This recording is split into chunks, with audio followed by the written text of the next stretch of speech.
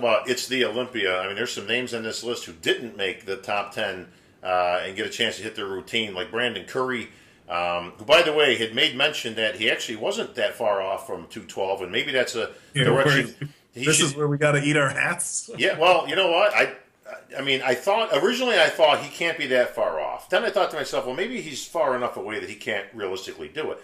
But I think he is that close, and I think now might be a good time for him to start maybe thinking about going there. Listen, you can get a win, he can qualify for the Olympics, but he's never going to go anything better. Even if he was in great shape, maybe he moves up a spot or two. But honestly, I mean, I tell you what, I'd love to see that physique in there with Flex Lewis and Jose and the crew. I just don't know. I mean, and here's the thing, and this is where I mean, first off, to all the guys watching, I will admit my wrong. I didn't know he was that close. I stood next to the guy. I was like, no way. I was wrong. I'm not going to eat my hat or my shoes or whatever. But I have no problem admitting I was wrong when I was wrong. When he said, he could make it down there, the only thing that I have an issue with there is I've stood next to all these guys. Right. And these 12 guys are short. Yeah. And while Brandon might be an inch or two shorter than me, he's still, 5'7", 5'8". He's not a 5'6", a 5'5". Jose, this Ash Kanini guy who we'll get to later, who got second, that guy's like 5'2" or 5'3". So, however far Brandon has to peel down. Now, granted, we do know that weight structure, can be very, it can be an illusion, and maybe he could make it to that class and not look like he's lost too much weight. But I mean, I just don't know what kind of physique he's going to have at that light. We forget that 2000, I believe it was 2008. Just 8 years ago already, Brandon got 8th or 9th place at the Olympia. So for me, when he talks about dropping to the 212, I don't like it. I don't like it at all. Well, the bottom line for me is Brandon is not showing up in shape, period. I like the guy. Right. Brandon, I like you a lot. Nice guy, always a great guy to be around at the shows. He's not putting in the work, period. He might not want to hear that, might tell me I'm a dick the next time he sees him, whatever. This is not a guy who, to me, should be dropping to 212. This is a guy who should be putting in more work where he's at, and there's no reason why he can't be, doing better. He's already winning shows coming in off. I mean, this is a guy who's placed top 10 at the Olympia a handful of years ago and has not made any progress since. Now, I know he's a father of 4, and there's a lot to be said for balance and lifestyle. Sure. You know what? Maybe it's a good thing he's not killing himself because he's got other things that are important in his life. But from a competitive standpoint, if I'm pushing all that aside, I don't want to see Brandon drop to the 212. I want to see him step his game up in the open. Well, we'll keep that in mind, obviously, as we get to this next year. I'll be curious to see what he does, but you got some good valid points here, David, as to pros and cons, whether he stays or whether he goes. Either way, I think he's still got a good few years coming to him in the IFBB. We got to move on, David, as we're running out of time as it is. Yeah, one more name in the open, Nathan Dash. Nathan, right? His first Olympia debut, or his first Olympia debut. That's a little bit redundant. His first Olympia. Yeah, it is. A lot of talk about Nathan kind of getting hosed on the boards, and I'm not going to necessarily argue with that, but I don't agree with it because I feel like you could take maybe Josh and Justin and Nathan, throw them in a comparison, have some people flip-flop them. Sure. But like we said, somebody's got to place 9th, somebody's got to place 10th, somebody's got to place 11th, somebody's got to place 12th. So I sympathize with the guys on the boards saying Nation should have been in that top 10, but I think you can make an argument one way or the other. But this is a guy who just turned pro not that long ago, got second, third, won a show. I mean, so he's doing awesome. And again, please keep in mind, guys, this is the Olympia. It is the best of the best of the best. So, for Nathan to show up and look the way he did and even be there this earlier in his career, it was awesome. The best of the best of the best is 3. If you add 2 more into that, you got Flex Lewis, who came out on top again at the 212. Every year he wins, Phil wins. So it's a good luck charm for Phil every time Flex is crowned the champ. But he had some competition this year. Not that he hasn't in the past, but he was a little more dominant, I think, the last year or two. And he got pushed all the way. Listen, Flex was phenomenal. Looked as good as Flex always does. Nothing more to be said there. He came. He did his homework. He does put that work in. And he obviously takes it very serious. No, he doesn't intend on going anywhere, guys. Quit asking him. He's the best in the world 5 times over. I highly suggest you stay where you are on top of your game. Is the best in the world. Kind of hard to walk away from that, David, but I want to get to the new guy, man. Ahmad Ashkenani. I tell you, this guy was a fire plug, man. He had some muscle. Yeah, he's got a ton of muscle on a small frame. His back, I mean, they say shows are won from the back. His back is a mile wide. I think he's a little bit top heavy, but he's a new guy. I don't even think he's been a pro that long. Didn't he just turn pro at the end of last year? He was an amateur at the beginning of the year. That's Oh, how far and that's also, by the way, why he won Rookie of the Year at the IFBB Awards at the banquet afterwards. Yeah, I mean, this guy looked, and he's another one of these guys that has a freak factor. I mean, Flex Lewis, and I almost felt a little bad over the weekend when I kind of went back and looked at my critiques of Flex because I think we're so used to seeing him so good that it's here's Flex again. He won again. Let's focus on the other guys. I agree. I don't know that Flex was quite as good this year as he has been in the past. Maybe and maybe it's like a 1% conditioning thing. He's not the biggest guy. He's not the freakiest guy. He's not the most shredded. But it's a total package contest: size, symmetry, conditioning, proportions. And Flex Lewis is the best of all those put together. So I think he was a clear win for me. But Ashkanini was, man, that guy. He's good. I was a little bit surprised to see him ahead of Jose because I feel like Jose is a little bit more complete. We did see a little bit of a downsize in Jose's leg that he's had surgery on, but I think top to bottom, Jose was a little bit more complete than Ashkanini, but Ashkanini did have a couple shots where, maybe he had a little bit more of a freak factor, which is hard to say because Jose is, about as freaky as they come. But it was. I mean, for him to have been sitting on an amateur stage earlier on this year and getting second at the Olympia behind a guy who's a 5-time champion, that's pretty awesome. Yeah, I thought Jose was Jose. I mean, that's exactly what I expect out of him. He showed up in shape. He's veiny. He's hard. He's got a lot of muscle on that frame. He's been training a lot of years, and he was definitely in contention. Could you have made a case for him for second? Sure, but Ashkanini was so good. And you're right. Yeah, his legs need to come up a little bit, and I mean a little bit, not a whole lot. Right. If I was Flex Lewis, I'd be looking over my shoulder next year. He's got him coming from all directions, man. Some of these names that didn't make the top 5 was amazing when I was calling them out. And I'm looking at Charles Dixon, I'm looking at Hidetani Yamagishi, I'm looking at Guy Cisternino, David Henry. Well, David Henry was in the top. I take that. I meant Mark Dugdale was outside. Dugdale and those guys. David Henry, though, I'm glad you mentioned. I thought he looked phenomenal.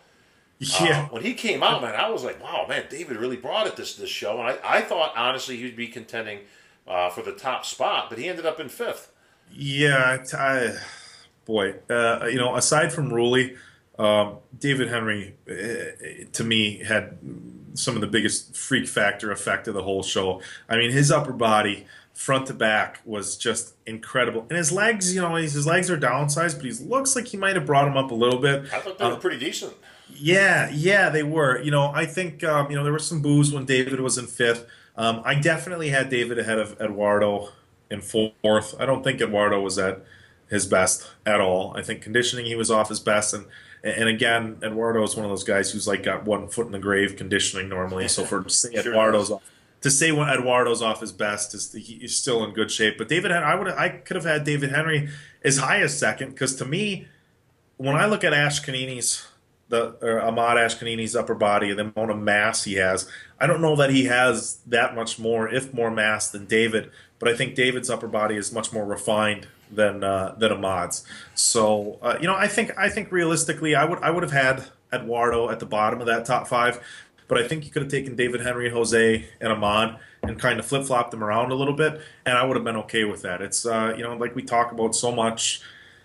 It's an apples and oranges and everything in between. But the 212, like you said, man, there were some guys. I mean, Hidetada won the Arnold earlier on in the year. And he didn't make the cut.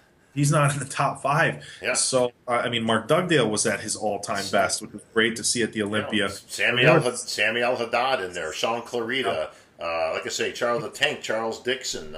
Yes, you got a lot of these guys. I talked to Charles Dixon for a little bit. Ronnie Rockel was in there. Yeah, Charles seemed cool with, he's like, I was outside the top 5, but he's like, yeah, shit, I'm at the Olympia, so it's what it is. So Charles Dixon might have been one of the guys who was like, yeah, I'm cool with it. So, but yeah, the 212 was super competitive, and it's good to see those guys really brought it again, like they always do.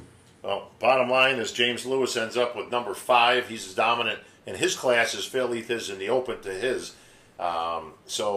Congratulations, obviously, to both those guys. For those on the boards that like to ask this week, as this always comes up every single year now, the 212 Olympia, okay? We dropped the showdown title from that. It's now called the 212 Olympia. It's no longer a 212 showdown. That said, this is not a Mr. title. Okay, the title of Mr. Olympia is given to the people that compete for the Mr. Olympia. Phil Heath is Mr. Olympia. Flex Lewis is the 212 Olympia champion. Now look we can call him 212 Mr. Olympia off the books, not officially, whatever. It doesn't really matter what you call. But officially, that is not a title. And no, they don't compete against each other. They're two different divisions. All right, so they're not two different classes within the same division. So I just want to make this clear because people keep asking me, well, I don't understand. How come he isn't? How come he doesn't get a Sandow? It's like because the Sandow is given to the Mr. Olympia. It's the Open. Now, if he wanted to get a Sandow, go to the Open. Beat Phil Heath. He could go to the Open and he could compete for one. Sure. So and listen, for the record, he could do that. Now, he would have to qualify to do that. Okay? You can't just pop in there because it isn't a different division. Now, could he qualify for that? Absolutely no question in my mind. Would he contend with Phil Heath for the title? Absolutely not. Listen, with all due respect to Flex Lewis, you're going to see that difference. And we've talked about this in the past. I always reflect back to that first Olympia when it was the 202 or the 210, whichever it was at the time. David Henry won the show, and Kevin English, I believe, was second. And both guys that year, the first year, were allowed to cross over to the Open. They both competed in the Open. They took last and dead last. It's just frame wise. I mean, yeah. Flex Lewis is a great champion. He's as good of a guy as you're going to find. I mean, you really can't say enough about the guy. But if we're talking analyst talk and we're talking about physiques, some guys talk, could he be top 6? I mean, I look at and this is, God, please don't take this as any disrespect because this is purely analytical. But from a structure standpoint, I don't know that he honestly makes top 10 or top 12. To me, and again, like I said, I almost hate to say that because I have as much respect for Flex as I do any competitor in this industry, as a competitor and as a person. But I just don't, I don't see it, because I start looking at these guys in the top 10 and like, ugh, and you never know until you see them standing next to each other. But how is a 212-pound Flex Lewis going to look next to, let's talk 10th place Justin Compton? Well, I'm sorry, Justin Compton's arms are significantly bigger than Flex's. His quads maybe aren't as well shaped, but they're going to be bigger. If you're talking they start hitting lat spreads inside chest, Compton's dwarfing Flex Lewis. And it's and we talk about guys like, Lee Priest competed in the Open and Sean Ray competed in the Open, and I just, it was a different time. And when you're talking Lee Priest and Sean Ray, you're talking guys who are just on a different level. Not to say that Flex Lewis isn't, but if I have to put Sean Ray next to Flex Lewis, I'm picking Sean every time. Well, here's the bottom line, David. Take Flex Lewis out in that lineup, and you put him between Big Country and Big Ramy, and that's going to tell you a whole lot right there. Listen, like I say, David Henry and Kevin English. Now, this is Kevin English in the early days, not the later days when he was a little beat up and all that. He was damn good. He was impressive. He was muscular, man. People say, "Holy crap, man! Look at David Henry was tremendous." That's David Henry again in the old days, where again he had the legs to match that upper body. Those guys, respectfully, I say this, were last and second last in the Open in the same show the next night. Now that told me everything I needed to know as to why they shouldn't be crossing over. Number one, two, you kind of got to know where you fit in there. There's a reason we created this division. And it's that you can stand on there with other guys that are about the same weight, give or take. But you've got a limit there. You're going to stand in next to freaking Dallas and Big Ramy and Cedric and these guys are monsters. Yeah. They're monsters. You're going to look like a middleweight out there is what's going to end up happening. It's like I said. It's nothing against these guys. I mean, you're talking about this is the height and the structure you were born with. This is not a knock. This is not a diss.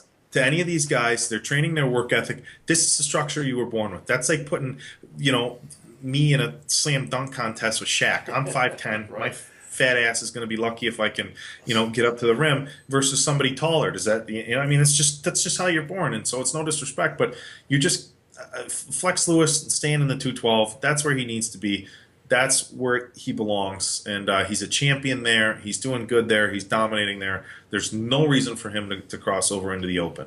All right, David. Well, that's going to conclude the men's end, the 212. We got a couple other classes we're going to kind of breeze through because we're going to run late. We'll split this into two parts for you guys out there, just because I know there's a lot to talk about, man. There's a lot to cover. That's the Olympia, a lot to talk about. So, Classic Physique made its debut on the Olympia stage this year. 17 competitors, and it was loaded up pretty nice. Some damn good competitors out there. Danny Hester is not a name a lot of people were going to pick out of that. I've known Danny personally. I picked Danny. Danny, I've known Danny literally since the 80s. That's how far we go back. He's 47. He's going to be 48 years old in another month or two. Beautiful physique. Always had a beautiful physique. When he came back and got his pro card just a couple years ago, he had a beautiful physique, and obviously it got him to the winner's circle here. Listen, he had some good competition. And there was a lot of moving around, boy, from those judges for this class in particular. Because he had Breon Ansley next to him. He had Durham Charles next to him. He had Sadiq next to him.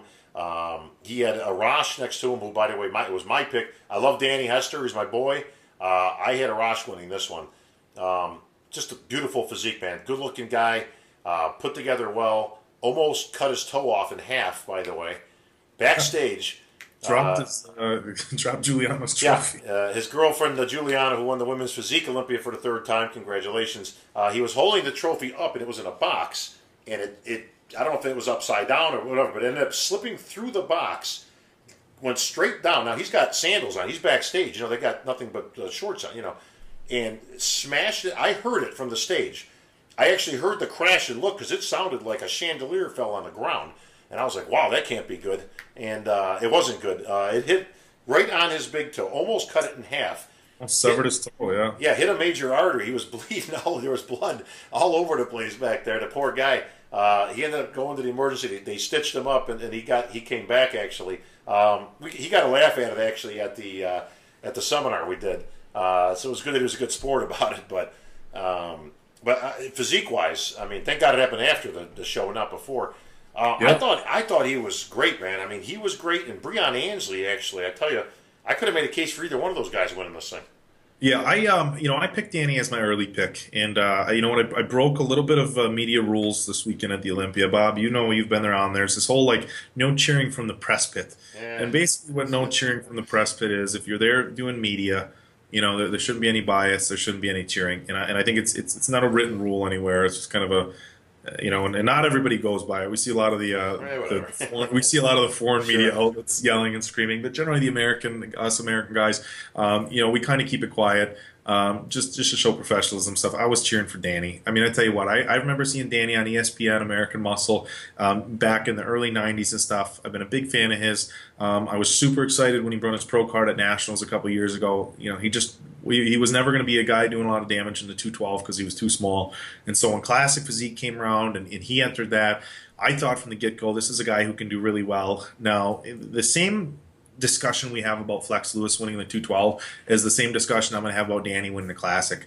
Not necessarily the most shredded, not necessarily whatever, but to me, when we talk about Classic Physique, and it's a term, it's about structure and flow and everything like that. To me, Danny had the most classic physique on that stage. If it was a bodybuilding competition, just let's say we take all those same guys, Breon Ansley wins competition. Yeah, easily. And I probably would have had Breon in second place ahead of Arash. But to me, Danny had the most classic physique. He fits the division. It was really nice to see him. Breon looked really good. I felt he was a little overlooked in fourth. Arash has a really pretty physique, so I wouldn't have necessarily had him in second, but I have no issues with him being in second. Sadiq being in third, I was a little. I gotta be honest, bro. I ain't got him that high. No, he's got an incredibly small and an incredibly ripped midsection. And and you didn't know how I don't know how somebody's midsection, all bodybuilders, physique athletes, we get lean disproportionately as far as our Sure. body parts. Somebody's got this that comes in faster, somebody's got that. Sadiq's midsection looks like he's at 2% body fat. Right. And and God, he's probably going to shoot me for this. I think my quads are probably as lean as Sadiq's are right now. Yeah, His, it's a big disparity between. his quads had, and mind you, my midsection is 100 times fatter than his right now, but his quads had almost no detail at all. And that's an issue for me now. Structurally, if I'm going to make an argument why he placed the way he did, structurally he flows real well. He's got a tiny waist.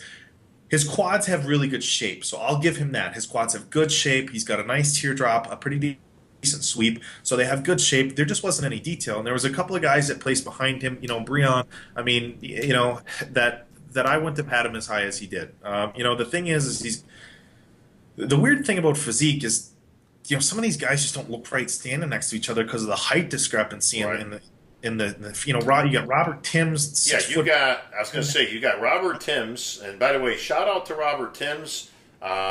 He's a Dennis James disciple, but the reason I give him a shout out, he is probably one of the nicest guys I've ever met.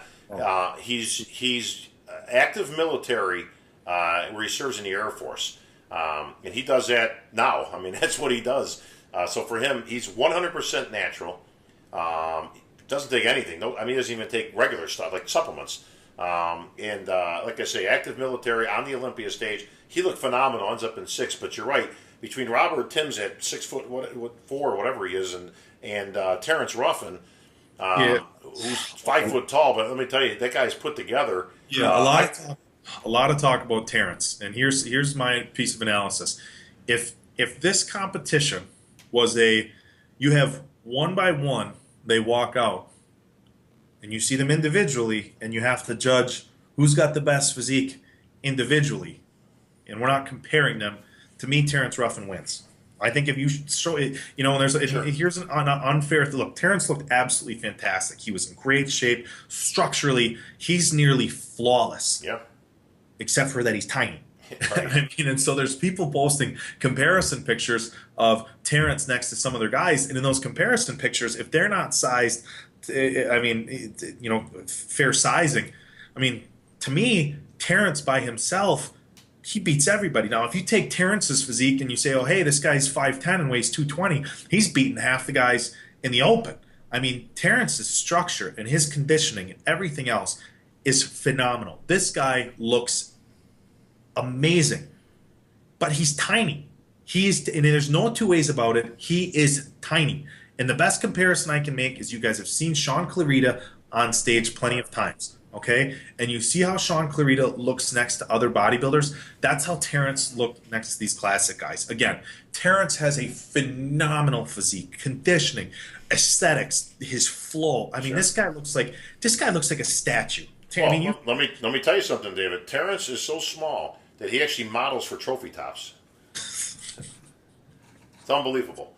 That was the same joke you had for Marvin Ward 3 years ago. You know what? I can't get nothing You right. think I'm gonna forget that? Yeah. No, but so like I said, if you take a picture of, if you have to judge just by pictures or guys standing alone, Terrence Ruffin's your winner. Then again, if you have to take pictures of guys standing alone, Terrence Ruffin could be your 212 champ.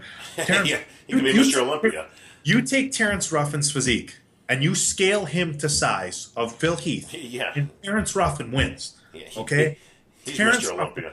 is that flawless, but he's tiny, and that's that. Like I said, Well, Terrence Ruffin's 5'10", 240. He's your Olympia champion. Well, Durham Charles had a hell of a year and pretty much competed in every show that was out there. Won a good portion of them. Ends up flip-flopped here. I thought I couldn't really put him another spot, maybe another spot higher, but Durham looked good, but listen, Durham's done fantastic for what he brings to the table and all that, being a former competitive bodybuilder. Like everybody else, I'm sure he was pissed off and probably thought he should have won. But I thought Durham looked great. He's got slight quads. I mean, that's that. At the end of the day, that was Durham's problem as a pro. Yeah. And I've said this a million times, and I'll say it again. He was more classical, structure-wise, as a bodybuilder because he had fuller quads. And everybody when they try to slim out, you hope that the weight comes off everywhere. I don't know that Darham's upper body right now is any smaller than it was when he was a pro bodybuilder, but his legs are, and so he doesn't have the same aesthetics. He doesn't have the same flow as some of the open guys, or excuse me, as some of the other guys in the classic. But I think the guy that I was probably most impressed with that I hadn't seen before was Breon Ashley. He qualified at a show that we weren't at, so this is my first time seeing him in person. And despite me picking Danny for the win, I would have had no issues whatsoever with Breon winning. I thought he looked fantastic. I thought he was an easy second place. Sure. But I'm sure he'll be moving up, in the future, moving forward. Oh yeah, you'll see him in the winner's circle and back at that Olympia stage, I'm sure. Moving on with men's physique, Jeremy Buendia makes it 3 in a row, successfully defends a very, very talented lineup there, and man, they were moving those guys all over the place as well. Everybody got, in all the classes, like you mentioned earlier, David, they got what they deserved. I mean, they got, you want to come to the Olympia? The men's physique guys were moved all over. I mean, I was trying to follow. I'm like, okay, Ryan Terry's going to be the winner. Oh, Jeremy Potvin's the winner. Oh, Brandon Hendrickson's the winner. Like, oh no. I mean, they had Buendia all the way to the outside. Oh, yeah. And I asked you. He wasn't posing right. Jeremy's obliques are like his stand. All he's got to do, like when Jeremy stands straight on, he's got a waist that's this big, but his midsection looks good. If he twists like this much, everything just pops and he looks great. And he just, I don't know if he just froze up on stage or what, but he just wasn't posing right. And halfway into the prejudging, Hani Rambod walks up and he's next. Hani's just screaming because Jeremy wasn't doing his thing. So if anybody saw, what we were talking about in callouts, like, okay, Jeremy's on the outside and now he's in the middle in first place. You think it's just like going through the motions for posing. Jeremy's posing was really bad to begin with, and it was killing him. And then he finally got his act together and started moving his way to the middle. But to think that much work and that much dieting and everything, and then to have his posing be off by a quarter twist to where his midsection is popping would have lost him the title is crazy. It goes to, you got to pay attention to detail. But a good win for Jeremy, number 3.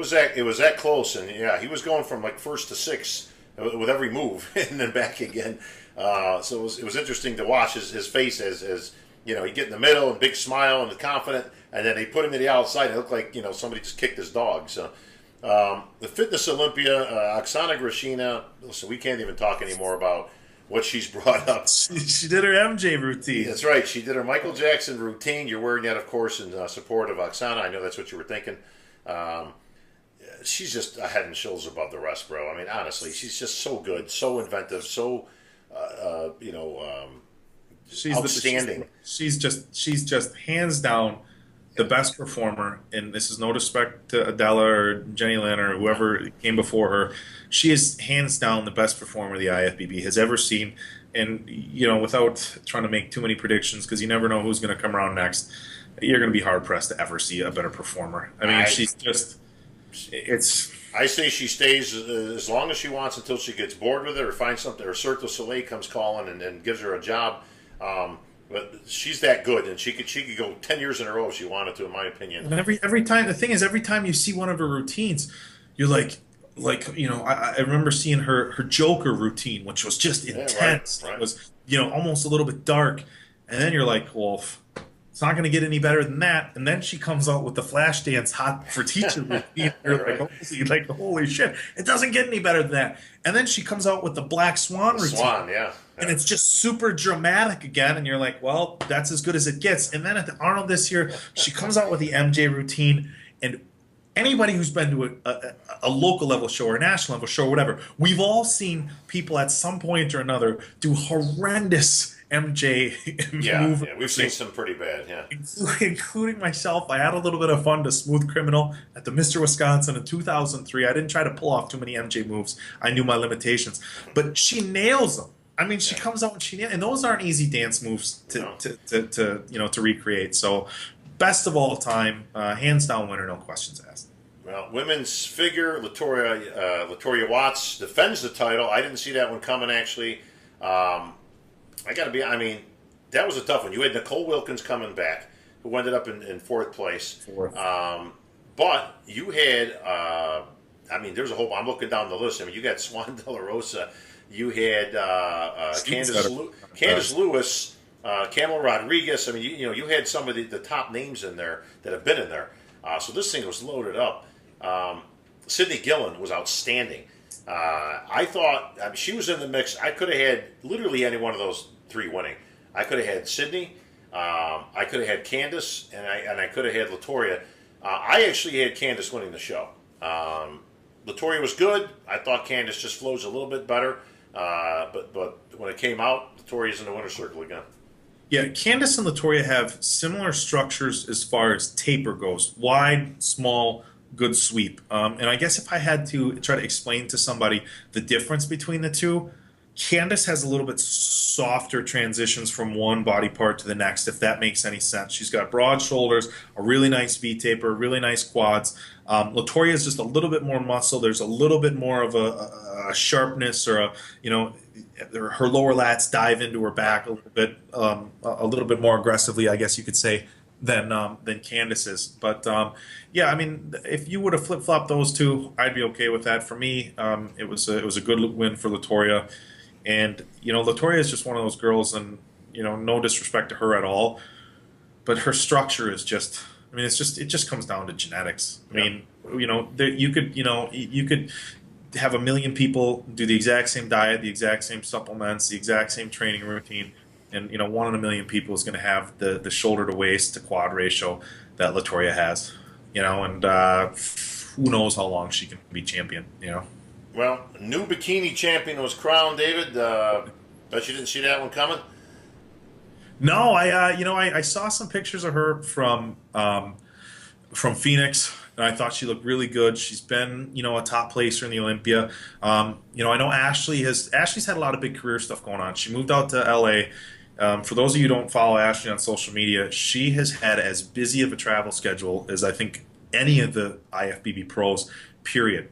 So she's doing the business of bodybuilding as much as anybody is, and we've heard of bodybuilders say, hey, I had to shut down the travel 6 or 12 weeks before the show, and I think Ashley's been really trying to take advantage of the fact that she was a 3-time champion and get out there. I couldn't even tell you how many times she was in Europe. It seemed like on Facebook every other day she's like, oh, hop in a plane to go to Finland, to England, whatever. And I think Ashley needed to step back a little bit and focus a little bit more on the competitive side of it, and I think she realizes that too. She just wasn't at her best. It's not like all of a sudden Ashley's physique isn't where she needed to be. Janet Leigh was, look, guys bring it up on the boards. How hot is Janet in person? Yeah. What did Bob say? Disco fever. Janet is about as attractive as a human being can possibly get. I mean, if you had to fucking... That's so excited I get. I'm like losing myself. If you had to look up flawless in a dictionary, it's like, here's Janet. But she was a little bit soft, which some people prefer. But for that stage, she was a little bit too soft. She's a little bit softer from the back than she is the front, which hurts her a little bit. Courtney looked really good, and she looked really good in Phoenix. And sometimes, maybe having a win a week before the Olympia, it's like, okay, wow, she's, she really gets put on the radar. She's done really well at the Arnold and the Olympia the last couple of years, so she's somebody that's, looking to be in the first call out. But look, these girls all look so good, and the guys on the boards talk all the time. Well, how do they pick, and how do they pick? And it's, what, guys, it's not easy. I did a thing at the Nationals a couple years ago. The guys were complaining about there being so much ambiguity. And I'm like, okay, well, I'll pick, who my first call-out is in this class just to prove, like, there's some consistency. Sure. And out of, like, the first 7 in the first call-out, I had picked 4 of them. So you can out of like 40 girls. So it's like, yeah, you can look and you can pick. But, I mean, this is a division where so many of the girls look so good, and it's not like bodybuilding where there's this giant discrepancy in size, conditioning, and structure. So it is really nitpicky. And could you take a couple of the top girls and flip-flop them, and people would still be happy? Yes. Could you take 10th through 15th and flip-flop them? Yes. But, it was a good win for Courtney. She had a really good physique, a tiny waist, a lean midsection, and, and it was a fair win for her. So, more than a few people could have had Angelica Teixeira in there as well. Absolutely outstanding. Jennifer Ronziti, your winner from Tampa and Toronto and Baltimore, looked fantastic. I wouldn't have had any problem with Jennifer winning. I mean, I ordered the Ronzitis at the cafe over there. Excellent dish. The Last class, women's physique. Juliana makes it a three-peat. You got your three-peat. Um, she's just phenomenal, bro. I mean, honestly, she's just so put together. But I tell you what, she actually had some good competition this year. I thought it was going to be one of those. I don't know if anybody's really going to contend. Tycee called it a day. You know, she's out of the mix. You know, you got into kind of your next crew, which again, nothing against them. I mean, because you had a very good Autumn Swanson. You had Kira Newman, runner-up from last year. So, but Danny Reardon, the little monster, that chick is put together. Man, she's put together. I tell you what, she ain't far behind Juliana. No, not at all. And in fact, had Danny won, I'd have been perfectly okay with that.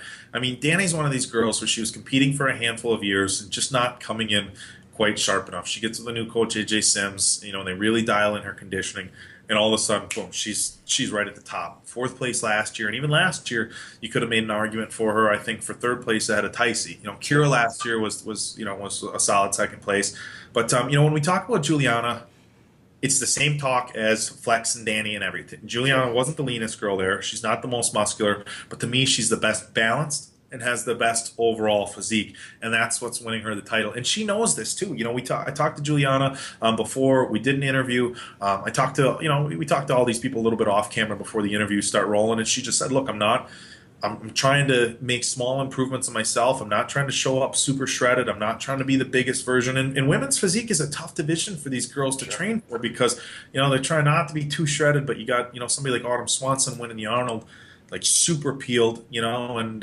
you get some of the girls coming in a little bit bigger, and and the placings can be tough. But Juliana was just the best combination of everything. I was a little bit disappointed. Autumn Swanson came in a little bit off her conditioning. She a good win at the Arnold, 5th place last year, was outside of the top 5 this year. I know she was disappointed, but she's somebody who'll bounce back. Kira wasn't as good as she was last year. Obviously still a top finish at the Olympia is something that she deserves all the respect in the world for. But she was a little bit off her best. It was a good win for Juliana, but she sure has Danny on her tail. Absolutely. All right, David. Well, that's going to wrap it up for another Olympia. What a great weekend it was. Again, congratulations again to everybody over at AMI, of course, and Robin Chang, who put together just an outstanding production from start to finish. I would like to, I don't know if he's going to catch this. Well, first off, yes, guys, Bob is still with MD. Bob has been working. Bob has been working for Flex in the Olympia. I think you were working with Flex in the Olympia before you started with MD, right? Yeah, since my first Olympia. Bob's with Flex now. It's like 2004 with Triple H. Yeah, I started. Always been for the Olympia. So we lose you, Bob, for the Olympia weekend. But I'm all over the place. But no, I just Robin Chang. This is my first year as the online editor, so obviously a lot of pressure for me coming in, trying to coordinate all the coverage, press passes, media, this, that, this. My head's spinning 100 miles an hour, and for me to be a new guy in this industry, and to have the promoter of the Olympia, he's like got the promoter of the Mr. Olympia, be as cool as he is. To me, like trying to get this organized, I'm like a fish out of water. I mean, for me, it really says a lot about Robin's professionalism. And, he knows MD is trying to bring the best coverage that we can to the fans. So, look, guys, this is a business. And at the end of the day, if AMI and Flex wanted to say MD was competition, simple as that. We're not there. But, they're doing what's best for the sport. And like I said, I can't say enough for how helpful Robin is. This is a guy who's as busy as can be.